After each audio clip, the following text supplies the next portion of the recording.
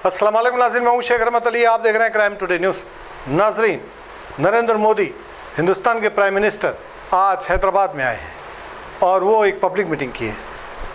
इसमें तेलंगाना के chief minister Revanth Reddy भी मौजूद थे और यहाँ पर रेवंत रेड्डी ने बजट मांगा जिस तरह से प्राइम मिनिस्टर हर स्टेट को देते हैं, लेकिन नरेंद्र मोदी ने खुला ऑफ़र कर दिया कि आप हमारे पास जुड़ जाइए, हमारे से हाथ मिला लीजिए तो पूरे काम आसान हो जाएंगे।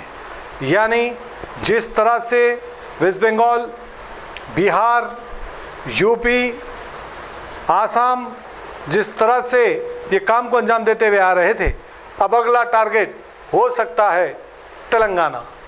अब तेलंगाना में भारतीय जनता पार्टी का जो नरेंद्र मोदी ने जो आज ये बात की है, इससे लगता है कि अब आने वाला टाइम शायद टारगेट तेलंगाना होगा, क्योंकि एक तरफ राहुल गांधी बातें कर रही है, बड़ी बड़ी बातें कर रहे हैं नरेंद्र मोदी के खिलाफ, दूसरी तरफ रेवंत रेड्डी इस तरह का झुकाव रेवंत रेड्डी का नरेंद्र मोदी के पास है।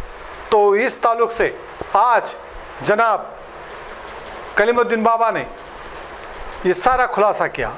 उन्होंने ये सवाल किया और आने वाला जो वक्त है SIR के ज़रिए कैसे तेलंगाना में भी वोट कट किए जाएंगे और जिस तरह से बंगाल में हुआ है, जिस तरह से बिहार में हुआ है, उसी तरह से अब तेलंगाना में होगा, जिस तरह से महाराष्ट्र में भी जो हुआ है और यूपी में भी होगा।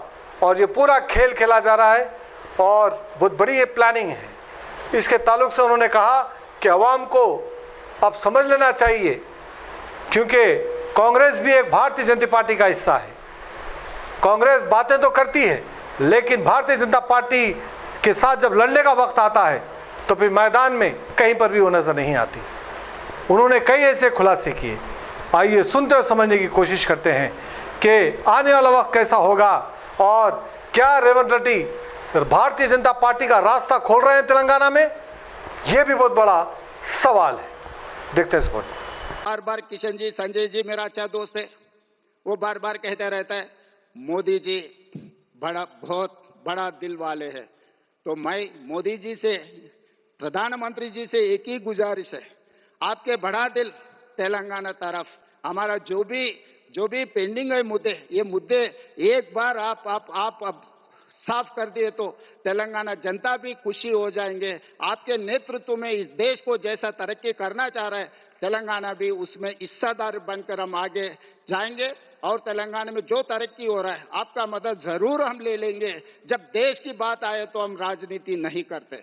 जब देश तरक्की करना है, देश के लिए हम अब साथ रहकर, हम साथ खड़े होकर देश को आगे लेकर जाएंगे। तेलंगाना मुख्यमंत्री के नाते से मैं वादा करता हूं, आपको 2034 में $1 trillion economy, by 2047 $3 trillion economy, विकसित भारत में हम जोड़ेंगे। तेलंगाना राइजिंग 2047 घोषणा पत्र कामयाब हो जाएंगे। आपके साथ मिलकर ये राज्य में काम करने वाले हैं। धन्यवाद प्रधानमंत्री जी। जनता जी से कहूंगा कि 10 साल के शासन में भारत सरकार ने जितना गुजरात को दिया वो मैं आपको देने को तैयार हूं।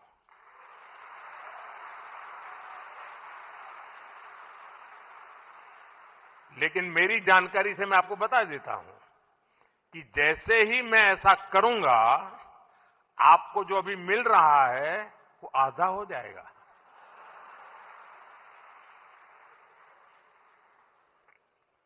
आप जहां पहुंचना चाहते हैं नहीं पहुंच पाएंगे, और इसलिए अच्छा है कि मेरे से ही जोड़ो।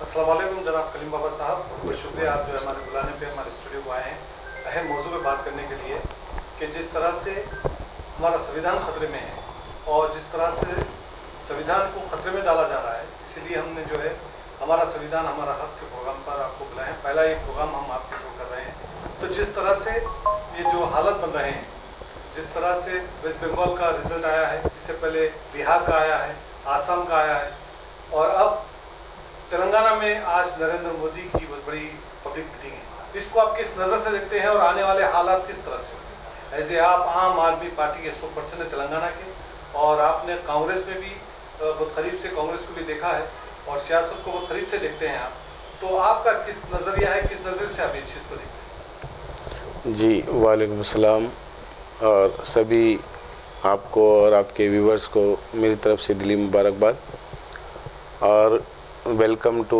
मोदी जी इन तेलंगाना।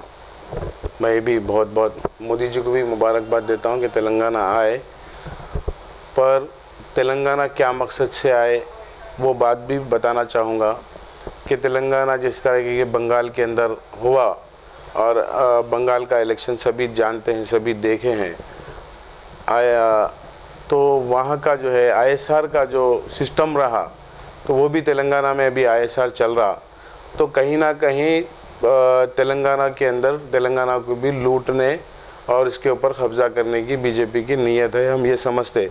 और इसीलिए आम आदमी पार्टी तेलंगाना के अंदर से बायकॉट टू मोदी बोल के हम आज धरना प्रदर्शन करें और बहुत सारे चीज़ें करें। हमारे बहुत सारे लोगों को अरेस्ट भी किया गया, लेकिन फिर भी हम नहीं रुकेंगे।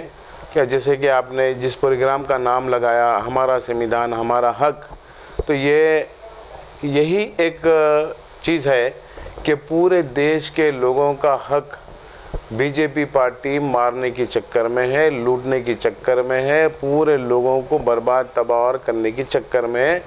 और वो चाहते हैं कि बीजेपी पार्टी और नरेंद्र मोदी जी, अमित शाह और RSS जो चाहती है वो ये है कि संविधान को हटाया जाए, संविधान को तोड़ा मोड़ा जाए, संविधान के लिए बहुत सारी चीज़ें किया जाए। आज पूरा देश संविधान के साथ खड़ा हुआ है और संविधान ही हमारा हक है, तो हमारे हक तक इनको आने हम नहीं देंगे और तेलंगाना के अंदर हम इनकी राजनीति चलने नहीं देंगे।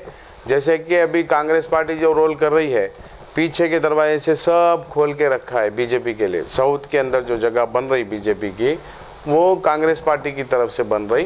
कांग्रेस पार्टी जो है इस वक्त मोदी की चाटुकार और दलाली करने के ऊपर मजबूर है और वो दलाली कर रही है। तो इसीलिए जो है हम आगे बढ़ के ये बात करें, और ये बात करना ज़रूरी भी है क्योंकि हमारा संविधान ही हमारा हक है और उसको ही ये लोग लूटने और डाका डालने के ऊपर आए। जैसे कि वोट हमारा हक है। आप SIR के ज़रिए से तेलंगाना के अंदर आप ये सुनेंगे SIR कंप्लीट होने के बाद कि 70-80 लाख वोट को काट दिया गया, तो इसकी जिम्मेदारी किसकी होंगी? आप जो 2002 के वोटर ID कार्ड को लिंक कर रहे, तो बहुत सारे जनों का फर्स्ट ओवर वोटर है, सीनियर सिटीजन वोटर्स है, इधर का उधर चले गया, उधर का इधर चलेगा, वो लोग कहाँ ढूंढेंगे? तो सबसे पहली बात तो एक ऑप्शन ही है, और SIR के अंदर पूरा घपला है और SIR के अंदर घपला चल रहा। तो उसी वजह से नरेंद्र मोदी जी जो है उसकी मजबूती के लिए तेलंगाना के अंदर आए, और आने वाले दिनों में तेलंगाना के अंदर GHMC का इलेक्शन है, वो इलेक्शन के अंदर जो है कांग्रेस रोल नहीं करेगी, कम करेगी, पीछे के दरवाजे से खुला करेगी। लेकिन आम आदमी पार्टी ये बातों को समझ रही है और आम आदमी पार्टी इसको रोकेगी और रोकेंगे, और हम एक जनता और हमारे संविधान के लिए हम आवाज़ लगाते हैं और हमारे संविधान के लिए हम लड़ेंगे। लेकिन यहाँ बहुत बड़ा एक जो मिशन चल रहा है, जिस तरह से हमारे तेलंगाना के अंदर माइनॉरिटी को इग्नोर किया जा रहा, तेलंगाना के अंदर SC ST को इग्नोर किया जा रहा, दलित को इग्नोर किया जा रहा, छोटे मोटे जो लोग हैं उनके ऊपर ये गवर्नमेंट भी जुल्म कर रही है और मोदी सरकार भी जुल्म कर रही। उनके हक के लिए भी हम बराबर लड़ेंगे और इनकी तानाशाही हम चलने नहीं देंगे तेलंगाना के अंदर। चाहे जो करना पड़े हमें वो करेंगे, चक्के जाम करेंगे। इनकी हालत को हम समझ रहे हैं और हम उनको रोक के रहेंगे। आने वाले टाइम में क्या SIR का फैक्टर तेलंगाना में भी चलेगा? बिल्कुल बिल्कुल, तेलंगाना के अंदर भी SIR के ज़रिए से मिनिमम कम से कम 60 लाख वोटर्स को काटा जाएगा, और जिससे बीजेपी को फ़ायदा होगा, और वो कांग्रेस पार्टी ये रास्ते बना के दे रही, ये बात तो कंफर्म है। अभी जिस तरीके से आप देखो, बंगाल देखे होंगे आप, बंगाल के अंदर SIR चला, कितने 27 लाख वोटर करे लीगली, और जो न्यू वोटर्स आने के थे वो वोटर्स को लाने नहीं दिया। टोटल न्यू वोटर्स और जो कटे वोटर्स को मिला है तो अब 89 लाख वोटर्स का घपला हुआ पूरे देश में, और वहीं पे बीजेपी को फ़ायदा हुआ। अब इनकी नज़र तेलंगाना के अंदर है, लेकिन तेलंगाना की जनता ये बात को जानती है और ये बात को समझती है, उनके कदम यहाँ पे जमने नहीं देंगे। तो इसके लिए आप और आम आदमी पार्टी किस तरह का क्या हिस्सा है को रोकने की कोई आपकी पार्टी की जानिब से? बिल्कुल, हम पूरे एसआईआर के लिए लड़ रहे हैं कि अगर एसआईआर कर रहे हैं तो आप फर्स्ट टाइम वोटर को और सीनियर वोटर्स को आप डालना, और जो 2018 और 2014 का जो इलेक्शन हुआ वो 2014, 2018, 2009 वो वोटर आईडी कार्ड को लिंक करे तो आपको डाटा बराबर एसआईआर का मिलता। अगर नहीं बोले तो 2002 के आप जो वोटर का डाटा ले रहे वो डाटा कितना लंबा डाटा है, अभी बताइए आप कि 2002 का वोटर किधर है और ये 2026 का वोटर किधर है। 22 साल 24 साल के आप लिंक निकाल रहे, आपके पास क्या वो है। जिस तरीके से हमारा जो पुराना वोटर आईडी कार्ड था हमारे वोटर्स का, वो वोटर आईडी कार्ड को आप डिलीट करा के नई चीज़ें कर रहे, आप कितनी धांधली कर रहे। तो वो सारे धांधलियों का हम पूरा चिट्टा निकाल रहे और इसके ऊपर हम बहुत बड़ी बहस करेंगे और इसके ऊपर हम आंदोलन भी करेंगे। कई लोगों को थोड़ा सा कंफ्यूज है, कई लोग जरा परेशान है कि भाई क्या अगर एसआईआर में उनका नाम नहीं आएगा, वो जो 2002-03 में जो नाम था वो नहीं आएगा, तो फिर क्या उनको यहाँ से वो उनको इंडियन सिटीजन नहीं मिलेगी या इंडिया की उनको नहीं माना जाएगा, उनको बांग्लादेश पाकिस्तान ऐसा भेजा जाएगा, ऐसा लोगों में ज़हन चल रहा है। नहीं, इसको आप क्या समझते हैं? देखिए, एसआईआर का मतलब, एसआईआर में आपको एक बहुत बड़ी राजनीति है। आपको मैं 1952 में लेके जाऊंगा। 1952 में वोटर्स का जो एसआईआर हुआ था वो एसआईआर में साफ तौर से लिखा था कि एजुकेशन वोट, प्रॉपर्टी वोट, जिसके पास ज़्यादा प्रॉपर्टी है प्रॉपर्टी ओनर्स का वोट आता था और एजुकेशन का वोटर आता था। तो जिस हम संविधान को बचाने की बात कर रहे हैं, जो संविधान हमारा हक है बोल रहे हैं, वो संविधान ये हक दिया कि हर आदिवासी को वोट डालना है और हर आदिवासी का वोट होना चाहिए, हर गरीब से गरीब का वोट होना चाहिए, अमीर से अमीर का वोट होना चाहिए। वो संविधान भीमराव अंबेडकर साहब की जद्दोजहद से ये हमारे को हक मिला हुआ है। इन्हों कौन होते हैं हमारा हक छीनने वाले? हम ये बोल रहे हैं एसआईआर का मतलब ही है कि गरीब, आदिवासी और मुस्लिम माइनॉरिटी का वोट काटा जाए, और ये इनकी पॉलिसी है और ये पॉलिसी पूरे हिंदुस्तान में लागू चल रही है और पूरे हिंदुस्तान का आप आज माहौल देख रहे होंगे। तो जिस तरीके से उस टाइम के लिए हम संविधान के लिए लड़े, तो वो आज भी हमारे को संविधान के साथ में खड़े रह के इनसे लड़ने की ज़रूरत है और इनको बाइकाट करने की ज़रूरत है। और देश को एकजुट होके सभी पॉलिटिकल पार्टियों को से भी कह रहा हूँ, सभी पॉलिटिकल लीडर से कह रहा हूँ कि आपका इस वक्त में बाहर आके लड़ना बहुत ज़्यादा ज़रूरी है। रोड पे जब तक आप नहीं आएंगे, हम नहीं आएंगे, तब तक ये सारी चीज़ें रुकने वाली नहीं है। वरना तेलंगाना में का भी वही हाल होगा जो बंगाल का हुआ, जो आसाम का हुआ, जो बिहार का हुआ, उस तरीके का माहौल बनाने की यहाँ पे भी कोशिश की जाएगी। तो हम जहाँ तक हो सके कोशिश करेंगे कि हम इसको रोकने की कोशिश करेंगे, लेकिन आप लोगों को भी, सभी तमाम छोटे बड़े पार्टीज़ के लीडर्स, सब जनों को निकल के इन चीज़ों के ऊपर एसआईआर को करेक्शन करना, रिकरेक्शन आप एसआईआर के लिए आपको आगे आना पड़ेगा। और जो भी चल रहा है इलेक्शन कमिश्नर के ज़रिए से, ज्ञानेश्वर बाबू ने इतना ज्ञान बांट दिया, इतना ज्ञान बांट दिया कि उनके ज्ञान की तो बोलबाला ऐसा चल रहा है कि पूरे हिंदुस्तान की जगह दूसरे मुल्कों में बेइज्जती हो रही। इतना ज्ञान बांटा उन्होंने कि अपने नाम का सहारा लेकर के कि बीजेपी को धना धन दे रहे।